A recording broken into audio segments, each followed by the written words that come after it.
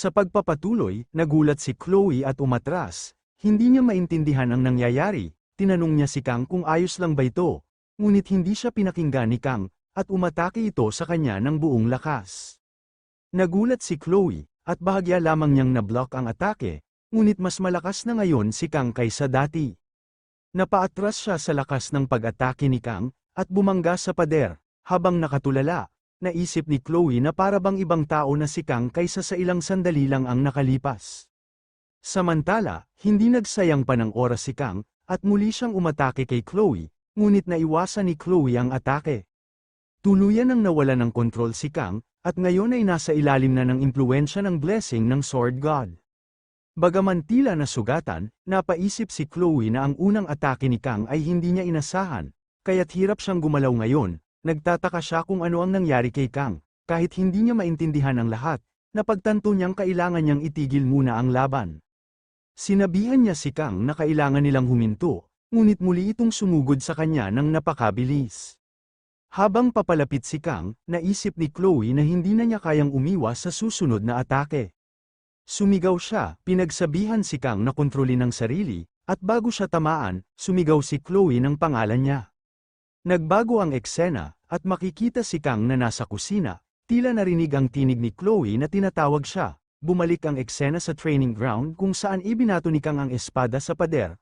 Lumagpas ito kay Chloe, at hindi siya tinamaan. Sinabi ni Chloe kay Kang na siya ito, at ngumiti si Kang sa kanya, humingi ng tawad, at sinabing dapat na silang tumigil sa laban ngayong araw. Nang makita ni Chloe na bumalik na sa dati si Kang, tinanong niya kung ayos lang ba ito. Nagpasalamat si Kang kay Chloe sa pagtulong sa kanyang training, at sinabing mauuna na siyang umalis. Habang umaalis si Kang sa training ground, lumipat ang eksena sa gabi, kung saan naglalakad si Chloe papunta sa dorm. Napaisip siya na mula nung class assignment test, hindi na basta lakas lang ang taglay ni Kang, may kakaibang pakiramdam ang kanyang kakayahan, hindi lang ito kasanayan, kundi isang likas na instinct. Bagamat hindi sinadya ang paglabas ng kanyang blessing, alam ni Chloe na hindi pa rin siya katapat ni Kang, lalo na training sword lang ang hawak niya, alam niyang malakas ito, ngunit hindi niya inakala na ganito ito kalakas. Sa sandaling yun, may isang lalaki na may maskara ang naghihintay kay Chloe, at sinabing tila nag-e-enjoy siya. Naging seryoso ang ekspresyon ni Chloe nang makita ang lalaking may maskara, ang pangalan nito ay Nox Aditore, isang second-year student. Tinawag ni Chloe ang pangalan ng kapatid niya, si Nox, at tinanong kung anong ginagawa nito roon. Sinagot siya ni Nox, at tinanong kung ito na ba ang ginagawa niya matapos makapasok sa academy, nakikipagkaibigan sa mga karaniwang tao. Ipinaglaban ni Chloe na hindi dapat tawaging ganoon si Kang. Narinig ito ni Nox, at sinabing kung yun nga ang pangalan ng lalaki, dapat siyang mag-ingat, dahil kung ipagpapatuloy niya ang pakikipag-ugnay kay Kang, papatayin siya ng Aditore family. Dumaan si Chloe sa tabi ni Nox, at sinabing kahit pa buong Aditore family ang dumating, hindi nila kakayanin si Kang. Napaisip si Nox, tila nabigla, kung sino nga ba talaga ang taong ito, si Kang Jiama. Lumipat ang eksena kay Kang na nagmuni-muni, kailangan niyang linawin, ang kapangyarihang taglay niya ay hindi isang basbas o biyaya, kundi tila isang sumpa. Para hindi siya umasa sa blessing ng Sword God, nagpasya siyang humanap ng bagong gamit, ngunit tila niloloko siya ng kapangyarihan, sinusundan siya at kinukuha ang kontrol ng kanyang katawan. Bagamat hindi siya nakakaramdam ng sakit, may nararamdaman siyang nakakaparalisang sensasyon na tila walang katapusan, ginagawang parang puppet si Kang ng sumpa, na parang may mga lubid na humihila sa kanya. Tuluyan siyang sumusuko sa tinig na bumubulong ng matatamis na salita, pumugot pa, wasakin pa. Ngunit sa sigaw ni Chloe, puno ng pag-aalala, binanggit niya ang pangalan na kinikilala na ni Kang bilang kanya, Kang Jiama. Sa sigaw na yon, tila muling nagkaisa ang mga piraso ng mundo, ibinato ni Kang ang training sword na parang bahagi na ng kanyang balat, sapagkat alam niyang kung hindi niya ito bibitawan ngayon, tuluyan siyang mawawala ng kontrol sa sarili. Si Chloe ay dating isang yandir na nais patayin si Kang, ngunit ngayon siya na ang batang nagbuhay muli ng kanyang unti-unting nawawalang kamalayan, kahit na si Chloe ang unang pumutol ng espada at nagdulot ng isyong ito. Si Kang pa rin ay nakaramdam ng halo-halong inis at pasasalamat kaya nagdesisyon siyang kalimutan na lang ito at huwag nang mag-isip pa tungkol dito. Gayunpaman, nagmamadali si Kang upang iwasan ang posibilidad na muling magpakita ang blessing ng Sword God. Ngunit maaari ba niyang talagang iwasan ang problemang ito sa buong buhay niya? Ang blessing ng Sword God ay isang talento na parang sumpa na ipinamalas sa pamamagitan ng pagpapalit ng buhay ng isang tao. Isa itong pasanin na kailangang tiisin ni Kang bilang isang dayuhan na itinapon sa mundong ito. Hindi marami ang nais ni Kang, nais lang niyang mabuhay ng normal, naniniwala siya na kayang niyang harapin ang ilang mga insidente habang dumarating, ngunit ngayon lang niya napagtanto na mayroong isang bagay sa loob ng kanyang katawan, isang bagay na sumusubok na kainin ang kanyang pag-iisip. Hindi ito isang pagpapala, kundi isang sumpa na tanging layunin ay wasakin si Kang. Pagkalipas ng 3 araw, sa klase isang batang babae na masigla ay nagsabi kay Chloe, "Kahapon ay isang crazy na araw, dapat nakita mo." Ngumiti siya ng playful, sumagot si Chloe ng malumanay, "Oo, papanuurin ko mamaya." Ngunit sa kanyang isipan, iniisip niya, simula nung araw na yun, hindi ko na nakita si Kang. Tumingin siya sa kanyang bakanteng upuan, at isang pakiramdam ng kabalisahan ang pumasok sa kanyang puso. Napagtanto niyang wala pala siyang contact number ni Kang. Bakit hindi ko siya tinanong? Nagsisi siya. Pumunta pa ako sa kanyang pinto, pero ang narinig ko lang ay mga ungol ng sakit. Gusto ko sanang pumasok pero natatakot akong magalit siya sa akin, kaya tumalikod na lang ako. Patuloy siyang nakatingin sa bakanteng upuan ni Kang, bamulong siya sa sarili.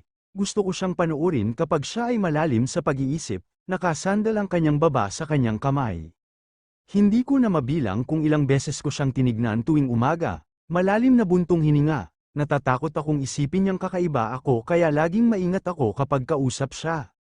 Noong una, akala ko gusto ko siya dahil siya ang nagligtas sa buhay ko. Pero baka dahilan ko lang yon, antong hininga ulit siya. At tahimik na nagsabi, "Miss ko na siya." Kinabukasan, lumipat ang eksena sa akademya kung saan sumigaw ang guro sa klase, "Tumahimik na kayo, tumigil na kayo." Ang mga estudyante sa eskwelahang ito ay puro kwento lang, ang silid ay napuno ng katahimikan.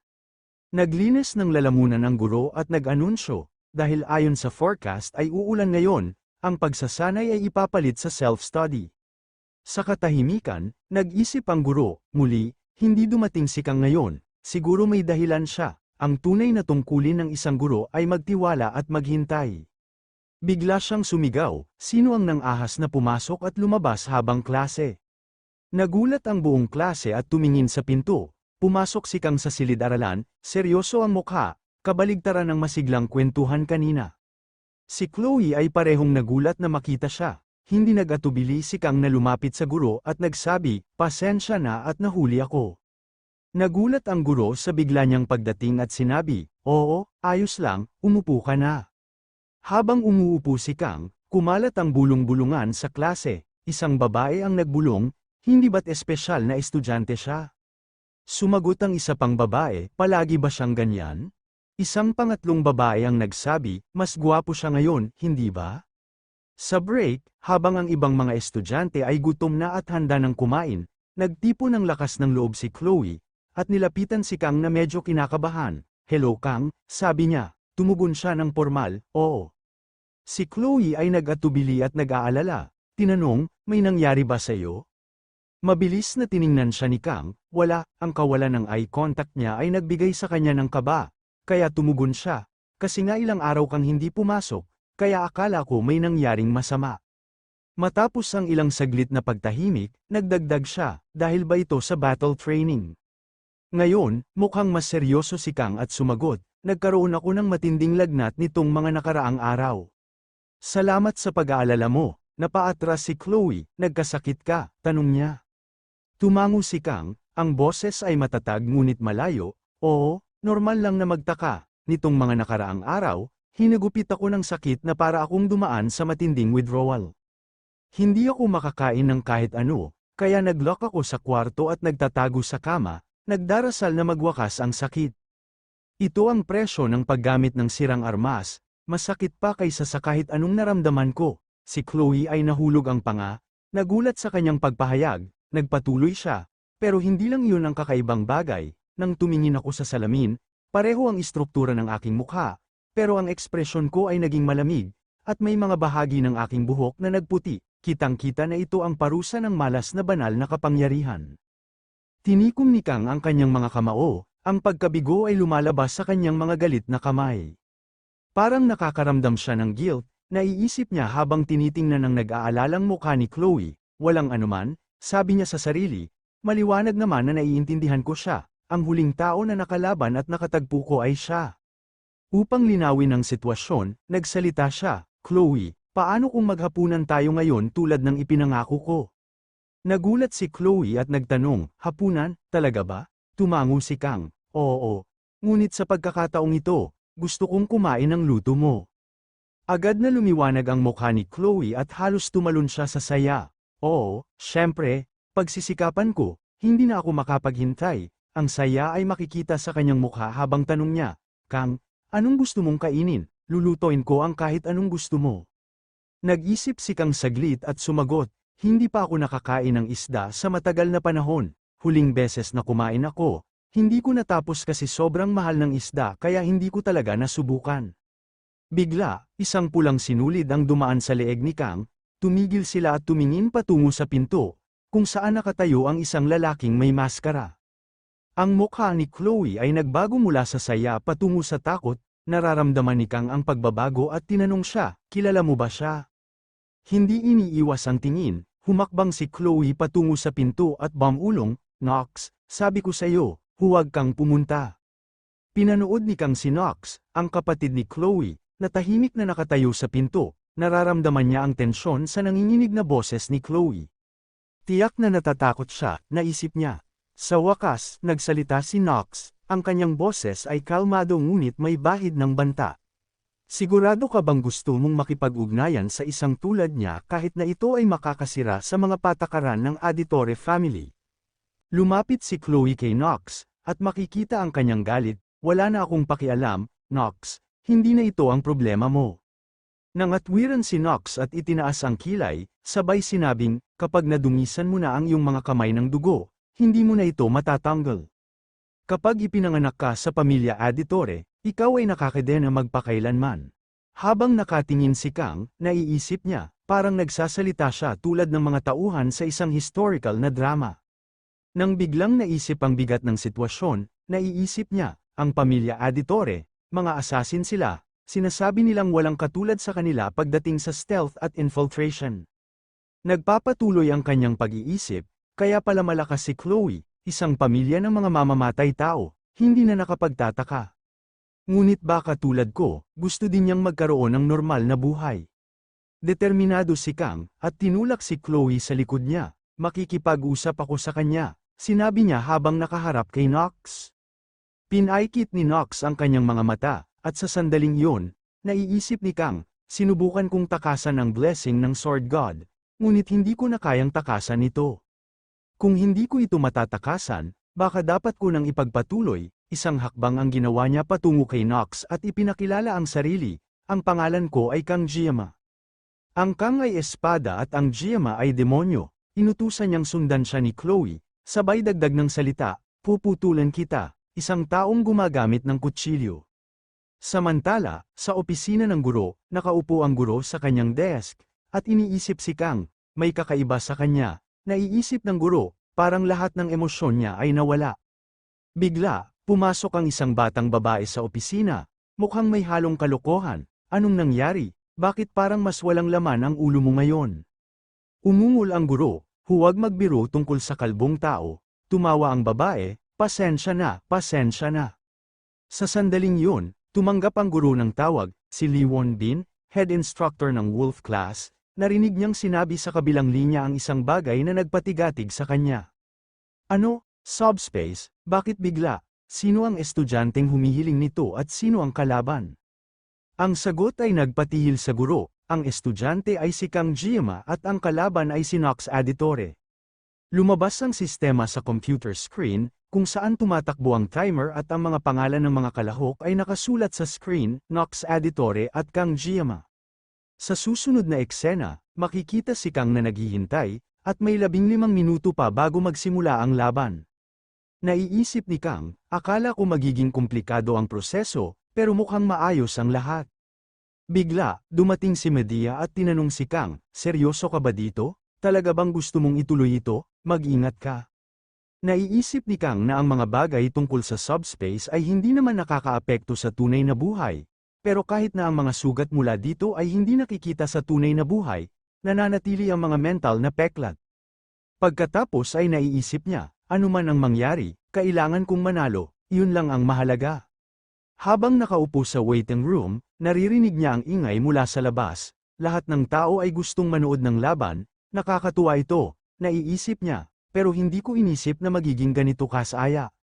Hindi ko akalain na mararamdaman ko ito, pero ngayon naiisip ko na parang walang saysay. Tumingin si Chloe kay Kang na may luha sa mata at sinabi, huwag kang pumunta. Tumugon si Kang, huwag mong sisihin ang sarili mo, hindi ito kasalanan mo, huwag kang mag-alala. Pagkatapos ay sinabi niyang may kasigasigan, binigyan mo ako ng iyong armas, lalaban ako at mananalo, lahat ay magiging maayos. Sinabi ni Chloe, malakas ang kapatid ko. Sumagot si Kang, malakas din ako. Sinabi ni Chloe, ang kapatid ko ay isang henyo at may talento sa aming pamilya, ang pamilya Aditore. Pagdating sa mga armas, wala nang hihigit pa sa kanya. Binansagan na siyang the dark arts noong siya ay 14 anyos pa lang. Naiisip ni Kang, sino kaya ang nagbigay ng titulong yun, ang dark arts? Oo, ngayon ko lang naalala, palaging ganito.